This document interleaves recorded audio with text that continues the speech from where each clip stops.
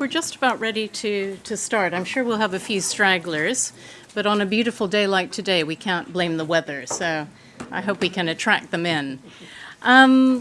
First of all, my name's Wendy Fenton, and I'm the coordinator of the Humanitarian Practice Network here at ODI. And I'd like to welcome all of you in the room and to our online audience. I think we've got about 230-ish people watching online, which is very impressive. And I'd like to welcome you to today's event, where we'll be discussing the challenges of localized aid in conflict.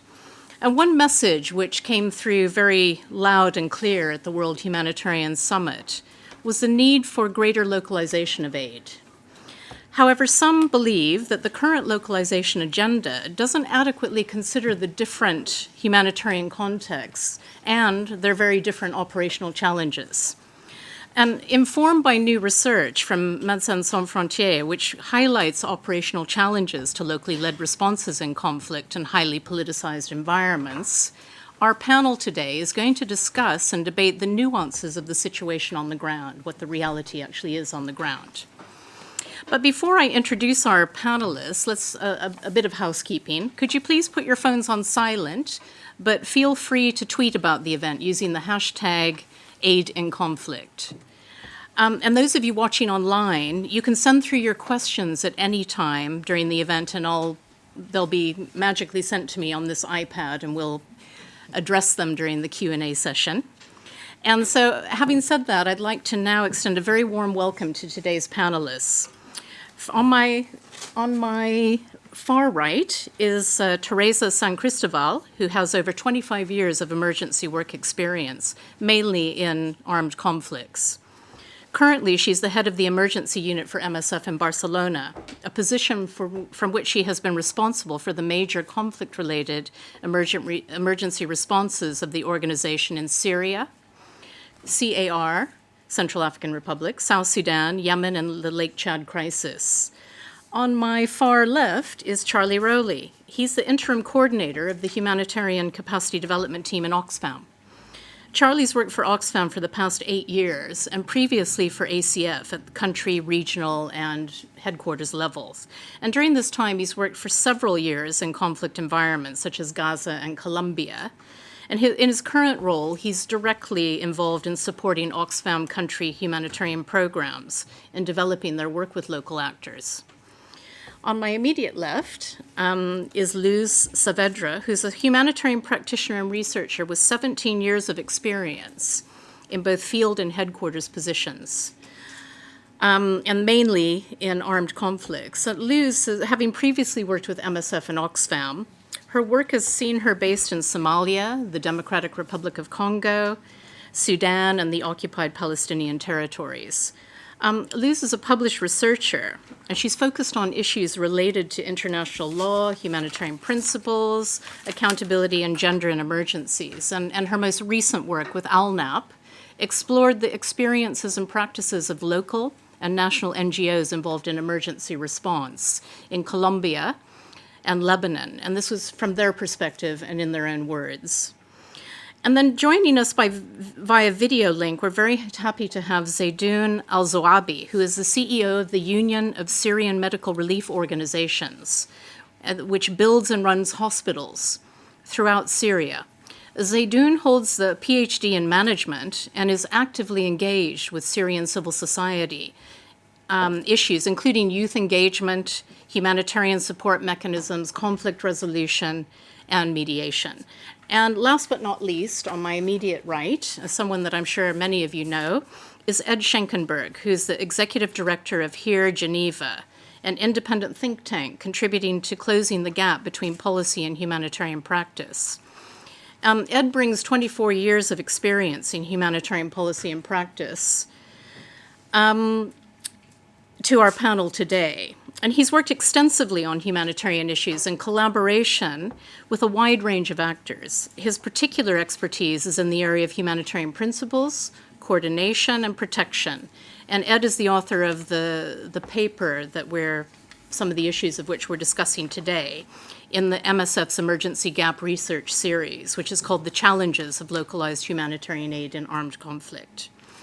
And I just wanted to say that we're especially happy to have Zaydoun with us, because he's joining us from Brussels at the moment, but he's normally based in Syria. So Ed, let me hand over to you. You're going to tell us a bit about the paper and the key findings. Thank you, Wendy. Thank you for this welcome. And thank you to Alnab, John and the team for hosting this event. Before I get into the paper and explaining or highlighting some of the main issues that are raised in the paper, just a few preliminary remarks from my side. First, actually, I'm speaking in the capacity of the author of the paper. Now, the paper, exactly as already has been mentioned, is part of the Emergency Gap series that is published by MSF, more particularly its operational center in Barcelona.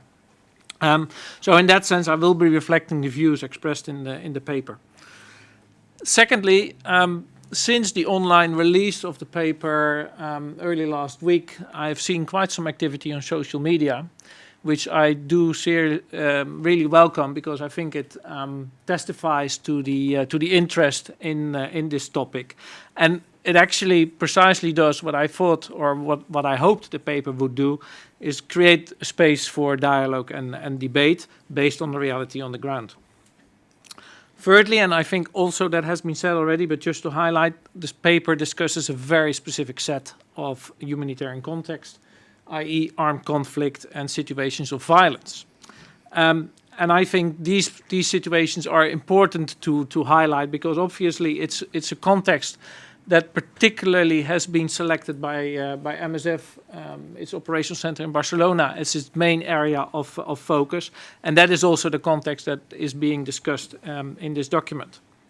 Lastly, just to say, being the author of the paper, obviously the paper is based on quite a number of extensive interviews with particularly MSF staff, more than a dozen MSF staff with recent field experience or even being in the field, plus as well a dozen or so other NGO colleagues and so on, including also those that have been at the forefront of the localization agenda, if I could call it like that, in the context of the World Humanitarian Summit. So together, these views with, of course, the growing body of literature have informed the writing of the document. Now, let me go into a few of the points that I think need to be should be highlighted in the context of the paper. First of all, I think there's an issue around language or terminology when we refer to local actors or to localization. Particularly this point around local actors or local capacities. Whose capacities are we talking about, or which actors do we mean when we refer to local actors? This issue is particularly important, and it's coming up, and it has already turned up, in fact, in the context of the discussion around the grand bargain.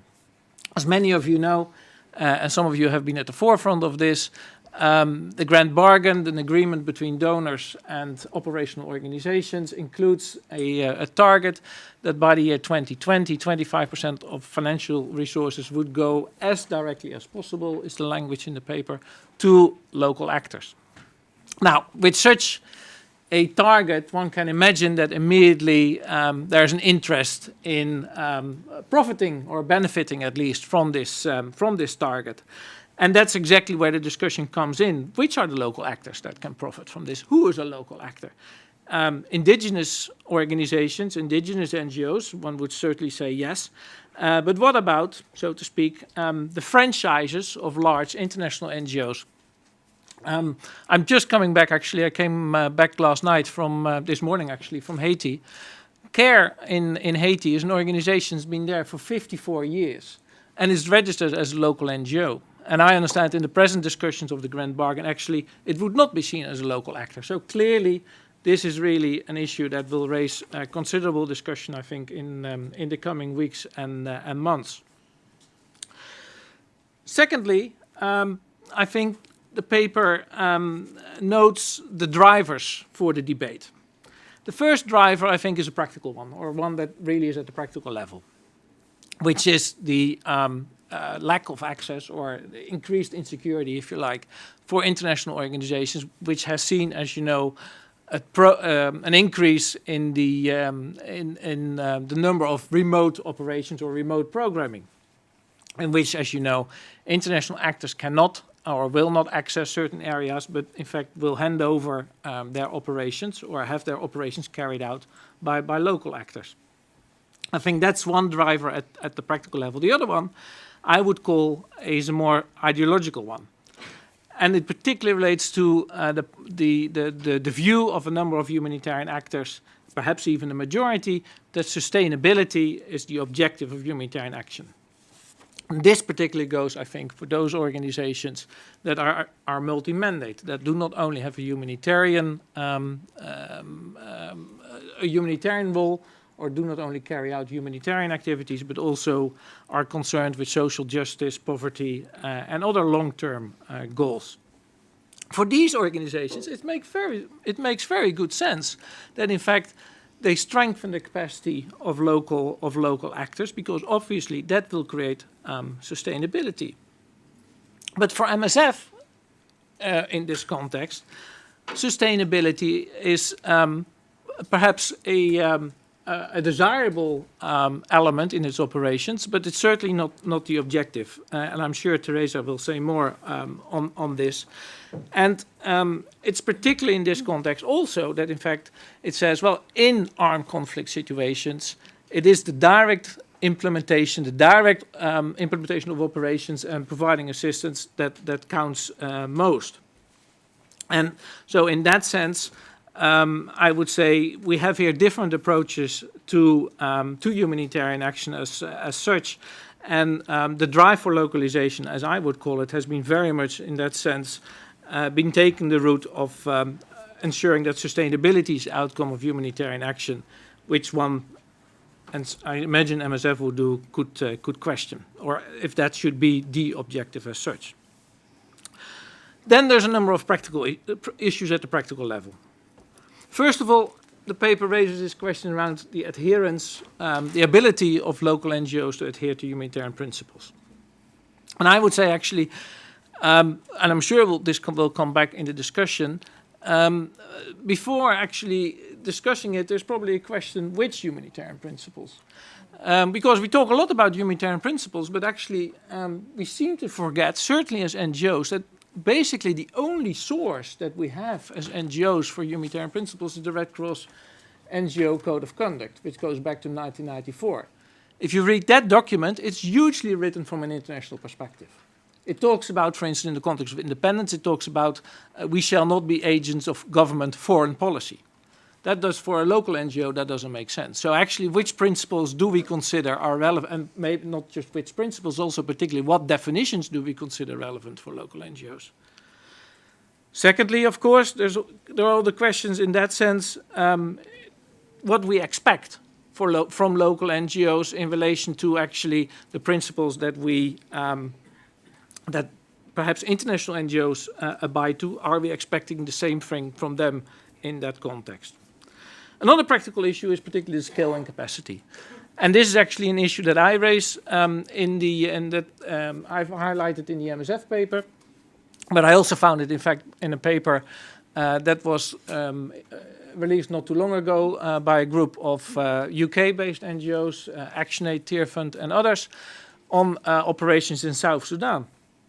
And clearly that paper also says, in fact, that, you know, local NGOs work locally. Precisely in conflict situations where you may, in fact, have, certainly when the conflict flares up, thousands, sometimes even tens of thousands of people in need. What does that mean in the sense of, you know, how many local NGOs do you need in order to address that situation? I've seen myself plenty of situations that, I mean, actually really nice examples where you had a local NGO working for 200 families. But if you have 400,000 people in need, you need hundreds of those local NGOs in order to address the situation. And putting myself in the shoes for a moment of a UN agency which often has to manage all these contracts with local NGOs, you can just imagine what that means. I know I'm running out of time, so just briefly in that sense, a few other issues, if I may, Wendy. Yes. there is another issue at the practical level, which I think is very much this issue of capacity building, or capacity strengthening, if you want to use the right term. I actually really was surprised that in the context of the World Humanitarian Summit and the promotion of the agenda of localization, if I could call it like that, that it overlooked this issue, that a number of governments will really twist this their way. And that it will directly play into the hands of those who work on sovereignty and the non-interference agenda, if I could call it like that. And in addition to that, actually, I should say that, and perhaps this goes particularly for the longer-term development type of situations, in an increased number of countries, precisely under the rubric of counterterrorism measures, the space for civil society is shrinking. And if this is the case in countries that are not in conflict, you can really imagine what it means for countries who are in conflict.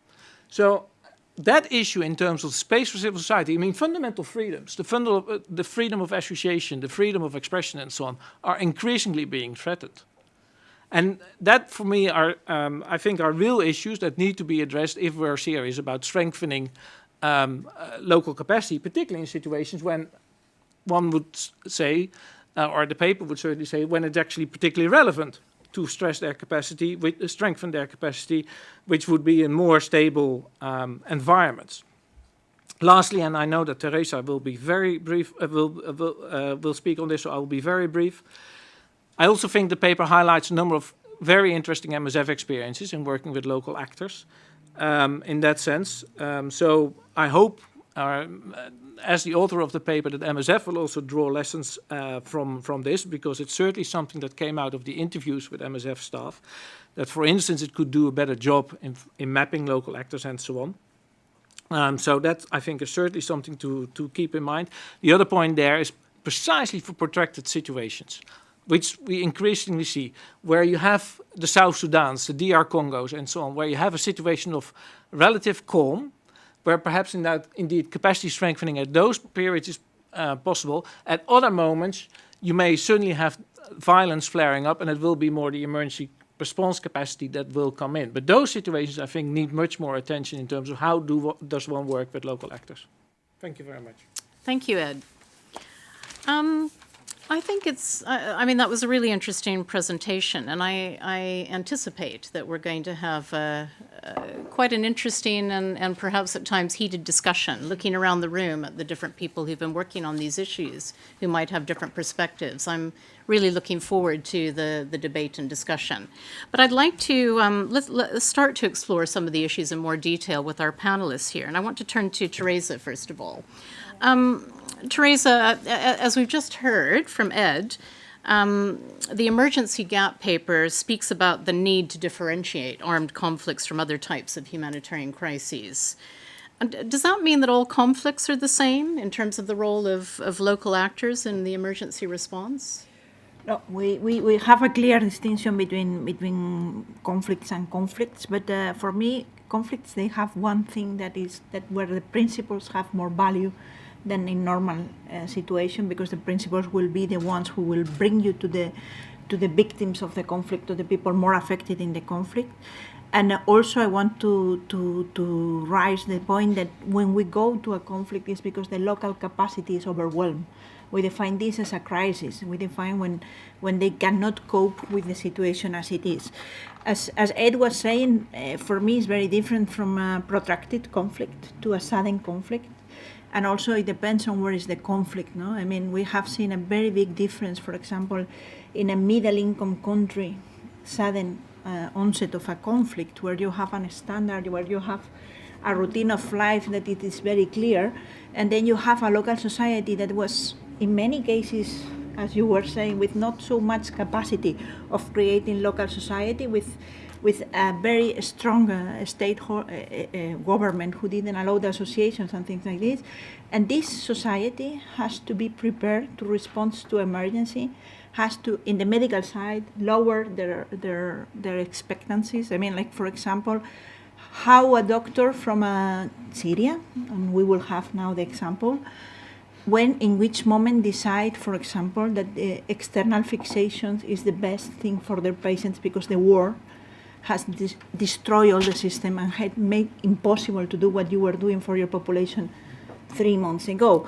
So for us, it's clear that one of the things that we consider that allowed us to reach to all the victims in the conflict is the independence, and the independence is, we think, is more difficult for local actors because they have much more pressure than international actors. We think that it's much more difficult to prioritize who to assist. There is less room for them to decide and to oppose to the governments. The governments have more capacity to silence people, local actors, and the international community doesn't respond as much as, I don't know, if a local NGO is kicked out of Syria or silenced or the office is closed, the reaction of the international community is much less than if MSF is kicked out of Syria. Let's be honest, we have advantage over them on our capacity to press. And the thing that, as for me at least, that I am responsible for a big number of teams, is the transfer of risk. I think, again, with the impunity in conflicts, the transfer of risk to locals is massive. And again, we don't want to be black or white on localization. What we say is conflicts are very, very specific, and we see a massive impunity in what is happening by all actors in conflicts. So,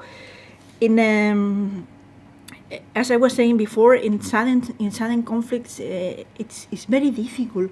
I mean, I remember many discussions with our team in Syria about how do you adapt to how your country is changing, how fast it's changing, how fast you have to change, how fast you have to deteriorate what you think is a minimum standard to what it is the standard that you can afford, and it's very difficult. What I think is different is in the protracted conflicts. It's true that local actors, they start they have more time to strengthen their capacities. They are very good on creating coping mechanisms that they are more difficult to imagine to international actors, and I think it's very, very different. And what it happens is, as you were saying, for example, in a protracted conflict, when there is a peak of the conflict, then I think it is different. Again, emergencies inside of protracted conflicts, they are still difficult for local capacity.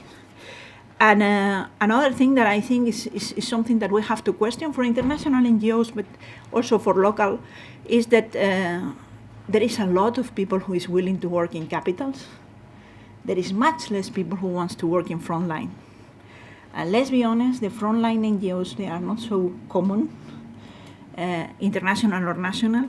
And also the capacities that in many countries we have a limited number of people.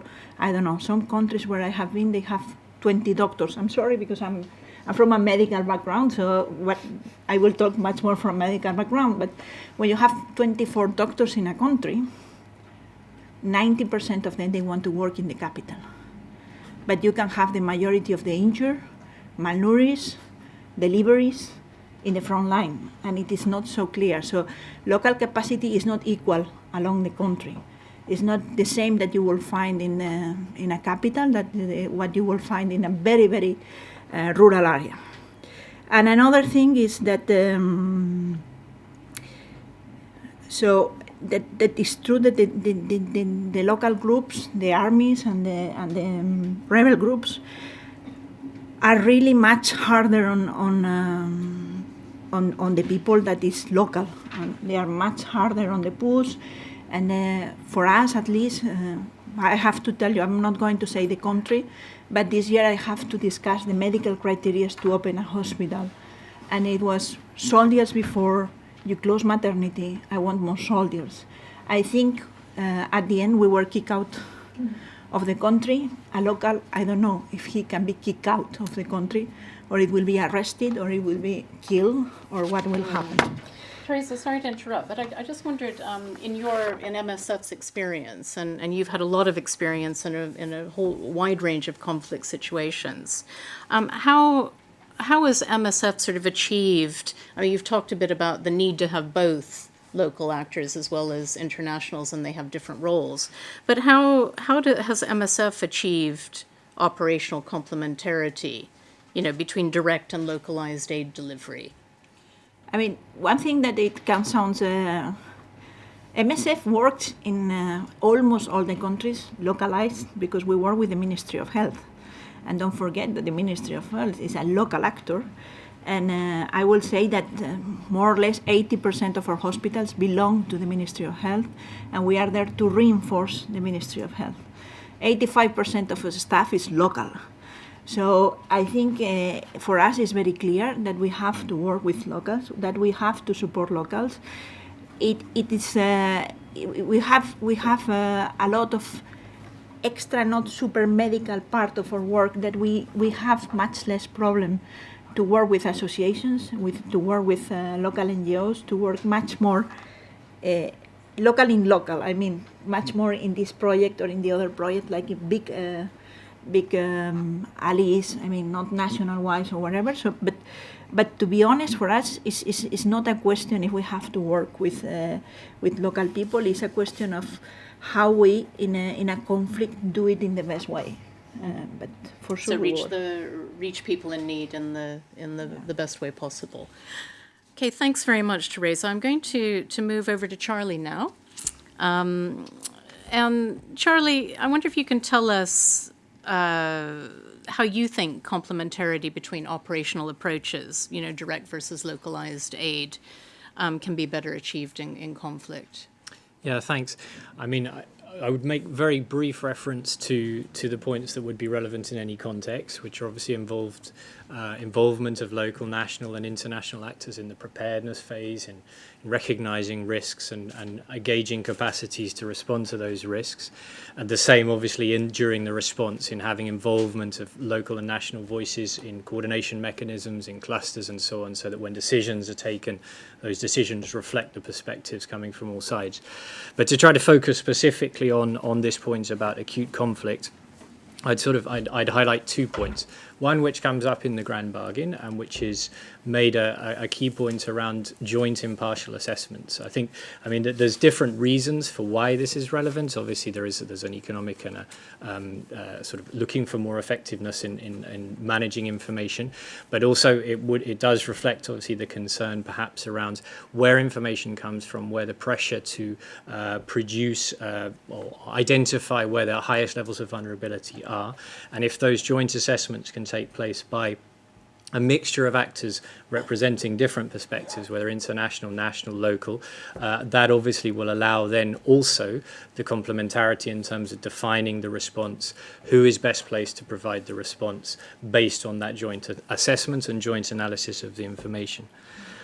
The other key thing that I think, and I must clarify, of course, I'm representing Oxfam, and so sort of points that we work on as Oxfam in this case, and there are certainly contexts where we would operate directly and operationally, but where we do see the opportunity for mixed responses with local organizations, it's not perhaps just focusing on the traditional management and technical capacities, which undoubtedly sometimes require some support, but there's a particular area of security management and risk analysis. And I'd like to pick up the points that Teresa made there about risk transfer. I mean, this is definitely something that we face, something that we have to analyze every single time we approach an engagement with a local organization, because they will have opportunities perhaps for access that we don't have as international organizations. And there's 2 things, and I think Ed brings them out in the report. One is risk transfer. Are we putting them at risk, sending them, or they're choosing to go to areas where international organizations wouldn't be willing to go, wouldn't be able to go because of security management issues? But also, once they reach those areas, are they likely to be under certain pressures due to affiliations that they may or may not have chosen to then identify certain levels of vulnerability? And I think by working on security, identifying resources, security management techniques, and also risk assessments, and putting or allowing local organizations to have perhaps greater capacity sometimes to do that risk assessment and to make their own choice as to whether that's appropriate and whether they can go into those situations and be free to respect the principles, 2 key points that I would draw out for a conflict scenario. Thanks, Charlie. What criteria does Oxfam use to select local partners? And how do you ensure that local partners adhere to the principles? So I mean, so again, focusing specifically on the conflict scenario, I mean, the criteria are there, obviously. I mean, the first point is, is there the commitment, the mandate, the will of the organization to do this? And we recognize that around the world, there are millions of people daily, now and in the future, that are alive and have been reduced suffering thanks to the work of local organizations.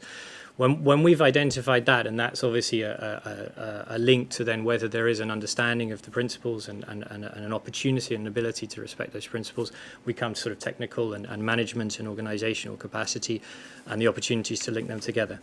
Again, though, trying to sort of bring specifically what would be criteria, we probably as Oxfam wouldn't necessarily change the criteria. It's more the approach. If there is a sudden outbreak of acute conflict, as Oxfam, we wouldn't necessarily expect to suddenly develop a series of relationships with local organizations. We recognize, and I think again it's brought out in the report by MSF staff, that you've got to get to know the context. You've got to really understand where you are, what the power dynamics are, who really represent which communities in that particular context. So, and that we would do, but we would consult stakeholders. We would spend some time. We would have our own programs on the ground, and we would also talk to communities, and we would have the opportunity to ask them what organisations are there, what have responded to their needs, and effectively how and why. So that would be perhaps more than a criteria. It would be perhaps a little bit of a sense of understanding the context very carefully before thinking about entering into longer term agreements. I think in terms then of the second question about respecting of principles, I mean, we have seen a huge number of local organisations who have been extremely effective at respecting principles with or without the presence of international organisations, and the risks that people have taken and sacrificed themselves in order to respect those principles have been, and that is obviously our starting point in terms of our engagement when we talk with local organisations. Understanding, though, definitely that these are key issues when you're working in a conflict environment. That I guess, again, to try to address that, there would be two particular things we would do. First, with local organisations, specifically local organisations, we would not consider them not impartial or not independent if they don't work on both sides of the conflict. So we understand that a local organisation working with a local constituency, representing them, as long as they are reaching the most vulnerable and providing effective impartial assistance to that group, we would consider them to be a very valid and key local actor to be involved in the response.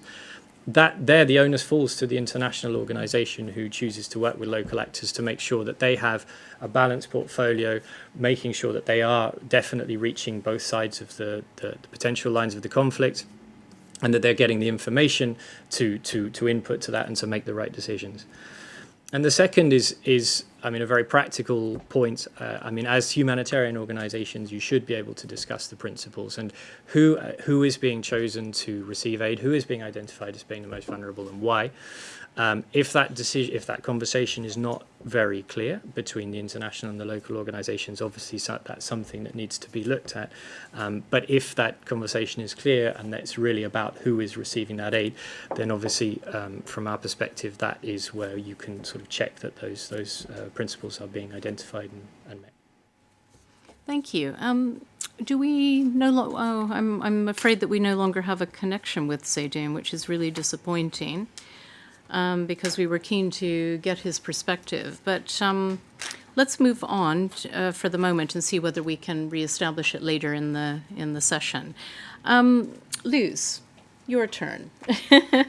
Luz, some of your research with ALNAP focused on national and local NGOs to find out more about the work that they do in disaster and emergency response. I mean, what do you think are the main commonalities between the ALNAP field research and the MSF emergency gap analysis? Thank you. I'm very happy to be back at ODI. I'm very happy to participate in this debate, and precisely the point that I want to highlight in common between the research I did in Colombia and Lebanon, so that already gives some hints about the type of conflict, and the MSF report is precisely the centrality of how much context matters. and how much the understanding of that context will shape the way that you conceive how to reach affected populations and how to interact with them and how to work. Knowing that many of the organizations that I had the opportunity to interview, the limits between being affected population and being an organization are blurred, because often they are affected themselves, obviously, but also that brings other qualities to the debate. So I think that there is a big, in terms of how they discuss in their own terms, their involvement in humanitarian action. There's a coincidence that many of them do not define themselves as humanitarian organizations. There is a coincidence in the sense of placing in the central part of their understanding and work the context, the affected people, and what are the values and motivations behind that collective action. And in that sense, I do not necessarily think that they talk in terms of adherence to principles, or in the interviews I had, they do not necessarily talk about impartiality, but they are talking about impartiality. Because when we're talking about people, like for example in Colombia, the main concept that was coming was learning from exposure. And this exposure means much more than being affected. It also triggers this collective action. And understanding the context, the damage, means that their collective action, yes, addresses some of the things that we would consider humanitarian action, but it goes much more beyond. Colombian organizations take the daunting task of contributing to healing and rebuilding social relationships, both beyond physical and material damage, but also in terms of society and relations. So yes, there is a broader conception of humanitarian action by many local actors. And what does it mean? Is precisely where I think that it's very interesting, because for them, concepts like agency, in terms of initiative and free will, and to be critical to overcome the damage that has been done in a local context. And it's, for them, concepts like regaining self-management and saying things like recovery cannot be imposed. From a local perspective, it's something completely understandable, but it's not necessarily something that as humanitarian would want to see in international organizations. Again, in other contexts, like for example, Lebanon, Syrian, Palestinian, and Lebanese organizations, they were saying that we come from a position of knowledge and understanding of our own wounds, and it's from these wounds that we will find the way to heal ourselves and to engage in redress and in collective action. So it's not necessarily, and I have fantastic quotes on themselves defining as non-neutral, and I would be happy to discuss them further during the discussion. But for Lebanese, Syrian, and Palestinian organizations, for example, being open to everyone was a particularly important quality. They don't talk about impartiality, but they talk about the need to listen, to adapt, to have the responsiveness. And they talk about things like, it's critical not to contribute to the damage that has been already done in the conflict by your own actions. It's critical to take a broader perspective. So in that sense, it's really interesting how they perceive internationals, but how them as well define the values and the principles behind their collective action. It's really fascinating. And yeah, that's really interesting, and I think adds another dimension to the discussion. But I wondered also if you could outline, I mean, do you think there are any key issues basically that haven't been addressed by the MSF analysis on the challenges of localized aid in conflict? Well, I think that there are many things, but I would highlight two aspects in particular that are interlinked. It's not necessarily that the MSF paper wanted to address every aspect of localization. What I thought that it was really interesting listening to Colombian and Lebanese-based organizations in their own terms was, one, that they address much more the issue of interaction between national and internationals, because there is this coincidence in time-space of sometimes very different approaches. So of course there's going to be a tension between an international organization that has an approach of addressing immediate needs and a national or local organization that many times is going to have a broader social and political context in mind to take into account, that perhaps they are going to be much more activists or much more ideological. And what I really like about the paper of MSF is that we are going beyond some topics that are excessive in the localization debate, but also we are going beyond this binary, the pro or against. So in these interactions in time-space, there's going to be tensions. But what even for me was even more interesting as a former MSF and Oxfam international person that has worked in lots of context of conflict was the critique of the system that these local and national organizations would bring to the table. Because when international expertise is perceived as being context blind, as not listening, as having an attitude of we are going to tell you what to do, that legitimacy gets eroded. I think that for the organizations and the people that I had to interview that were effectively taking enormous risks themselves they have a permanence before, after, and during the crisis. The knowledge of the context, what they call the knowledge of their wounds, is more than a useful input for program design. It's the true foundation of their endurance, of their ability to resist, which is an extremely political charged term in any conflict, but also to build and to heal. They believe in that because it's in stark opposition to the fragmentation and the imposition and the violence that they perceived in armed conflicts. And the fact that they believe that this requires a collective action, that it's open to everyone, that goes beyond the divisive and fragmentationary elements of their society, but also that they insist very much that goes beyond the basic physical needs. So I would say that the critique of the international system in terms of rigidity, perceived rigidity, in terms of perceived excessive bureaucracy that goes far from the reason why we were there in the first place, was fascinating as a very nuances, emergencist person that I was. It certainly shaped me both personally and professionally, and I would be happy to discuss it further. That's really interesting. Thank you. Just to check whether we've got any Well, I'm really sorry that we weren't able to have Zaydoun participate in the discussion. I mean, I'm wondering whether we have other representatives of organizations who would consider themselves local actors or people who are working with those who might want to ask some questions or make some comments later. So, yes. Hi, my name is Anna. Can you wait just a second for the microphone? Do we have the microphones? Yeah, okay.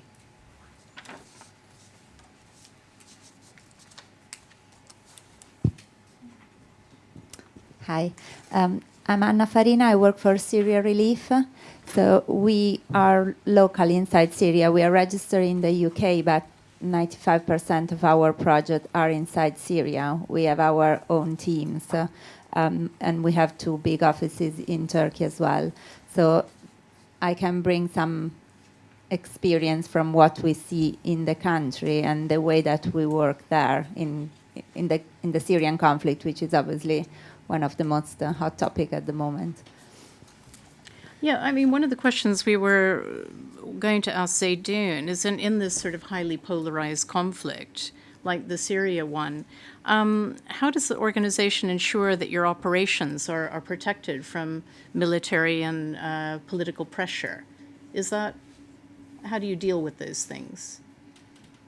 I mean, we've been operating there for 5 years, so we started just straight after the beginning of the conflict. And we work, our team are people that have been living in Syria for years, maybe they've been born there. So we are very connected with the local community and very respected by the local community.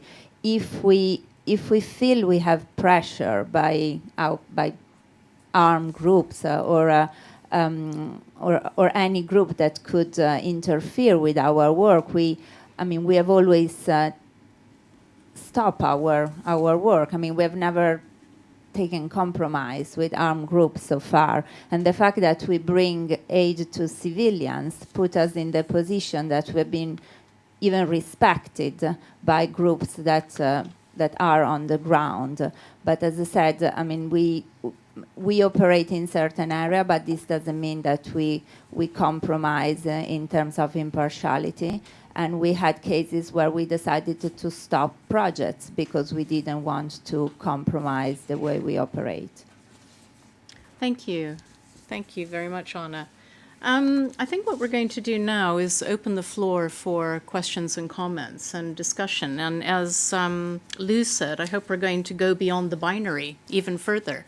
So let's start with people in the room. And then I've also got a couple of questions already from the online audience. So I'm going to take 3, possibly 4. If you could identify yourself and if you have any organizational affiliation, that would be appreciated. We'll start with Jane over here, and then Mark.